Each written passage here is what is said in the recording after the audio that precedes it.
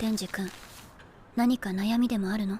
俺はずっと追いかけていたもんをやっと掴んだんです。でもいざ掴んでみるとそんなもんは俺が思っていたより大したことなくて。That anticipation of something is better than actually having it. It's what we call expectational debt. When we really look forward to something and we've built it up so much that the reality doesn't actually live up to the expectation of what we had hoped for. That our imagination can create such fantastical situations that don't really stand up to real world standards. これから俺がまた何か違うもんを追いかけて掴んだ時も追いかけてた頃の方が幸せだったって思うんじゃねえのかって。Denji's also accurate that chase does build up our feeling of value to something. Having something that comes too easily, often then we devalue it. And that's why we can sometimes look towards things that we actually pay more for as worth something greater in value. It's interesting because it's counterintuitive, but sometimes actually raising the price on something will actually find that people will value it more and actually have more people buy it. That if something costs more or is harder to get, that it just must be better. 初めて胸を揉んでみたら大したことなかったって話です。His first sexual interaction didn't have any emotional connection, which for many people, that enhances the feeling of sexuality, that connection, that want, that bond. 相手のことを理解すればするほど気持ちよくなれると私は思うんだ。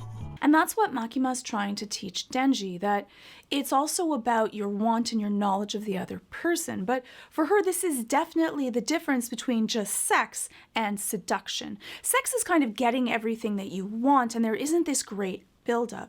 Seduction is wanting something and only getting little tiny pieces of it. The desire, the want continues to build because you're never actually getting everything that you really desire. 相手の心を理解するのは難しいことだから。And you see how Makima's doing this really slowly. She's letting him just touch her hand. And that's also so important for seduction because it's not just gratification. You're just not getting the end result right away. It's this slow play out. It's more about the anticipation of something and enjoying it really slowly, taking every moment and savoring it. It really is a mindfulness experience where you're taking in the sights, the smell, the experience of it, letting your body feel it. 最初は手をじっくり観察してみて。指の長さはどれくらい？ And I think a lot of people think about seduction and they think about it only in ways that are sexual, but it actually isn't. You go to a really great restaurant and there's this seductive quality to it. It takes longer to be served your food. It's served in smaller portions. The scent, the sight, the entire experience, even the way that the waiters serve you, enhance the overall effect. Or even if you're watching a television show and you want just more, but every single time you're only getting an inch closer to what you hope will be the culmination of the show. You're wanting these characters to interact in a certain way, but you're only getting a little piece, which keeps you coming back for more. And it's that anticipatory anxiety that can really drive us. It can make us feel really alive because we get this surge of dopamine when we get these little tiny pieces. And we can get to enjoy every aspect of this moment and really be there in the here and now. In a lot of ways, it's one of those flow activities that you kind of lose time and space in, especially if it's done well. 手のひらは冷たい？温かい？ And she's really making sure that he's in the moment of experiencing what she feels like, if it's cold, if it's warm. And that's actually a really good mindfulness exercise to be able to bring us back to the here and now when we're living too much in the past with perhaps regret or anxiety in the future. To be able to kind of ground yourself in what do you smell, what do you hear, what do you feel? And that interplay of talking to each other and that mindfulness of staying in the here and now is really important in the art of seduction. 耳の形は？指を噛まれたことはある？噛ま？覚えて。It's not just important for Denji, it is also for Makima. When you're with someone else, you want to make sure that you're reading all of their body language also, listening if they've gone too far or not far enough to be able to read all those micro expressions. Did they move back? Did they furrow their brows? Do they look happy or do they look upset? If you're misreading them, you might be doing something that makes them feel an aversion instead of an anticipation towards something. Are their pupils dilated? Because when we're feeling happy about something, our pupils actually get bigger. Is that breathing getting a little bit of that anxious, short, quick breathing, which though anxiety is often looked at as something bad, but excitatory anxiety is also the exact same thing. So it's not just feeling scared. It also can be being excited. You can change your pace depending on what the other person is feeling, and that makes other people feel really close and safe and secure, which can add to that feeling of allure or want. 覚えて。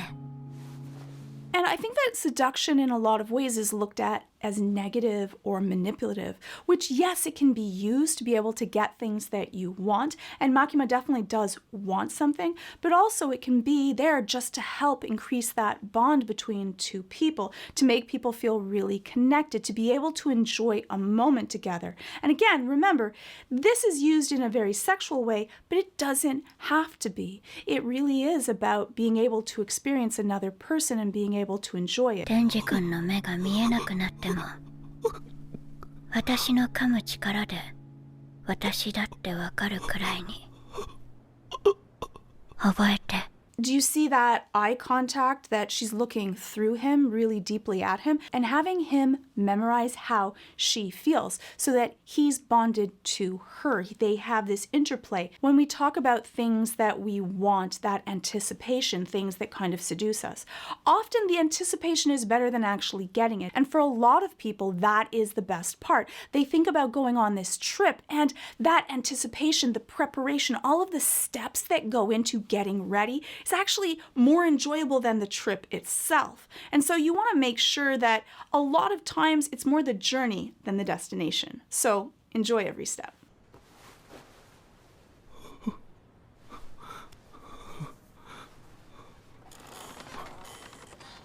Watching my videos is a great way to get familiar with the basics of psychology, but to learn more about science and technology, check out today's sponsor, Brilliant. They are the online interactive STEM learning platform with college-level courses on neural networks, computer science, math, physics, quantum mechanics, game theory, and a whole lot more, and they're taught in a visual, hands-on way. And there are many different ways to learn, but we know that the best way to learn information is to integrate it into little tiny chunks, and to make those chunks interactive. This is the best way for me to learn, and I really retain the information. It's not just about knowing the information, it's about understanding how this information is applied to myself and the world around me. And if you ever get stuck, Brilliant has in-depth explanations that break down the principles even more into even smaller chunks. I finished working on the course on scientific thinking, and it was really wonderfully set out. It had lots of hands-on questions and animations with demonstrated each principle as it's applied,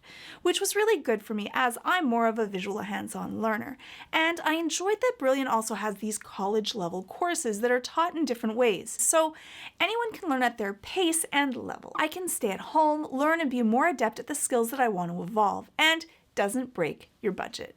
And Brilliant has thousands of lessons with new exclusive content being added every month, so you never have to stop learning. All you have to do to get started for free is visit brilliant.org/Georgia Dow or click on the link in the description. The first 200 of you will get 20% off Brilliant's annual premium subscription. So just click on the button on the screen or head on over to brilliant.org/Georgia Dow.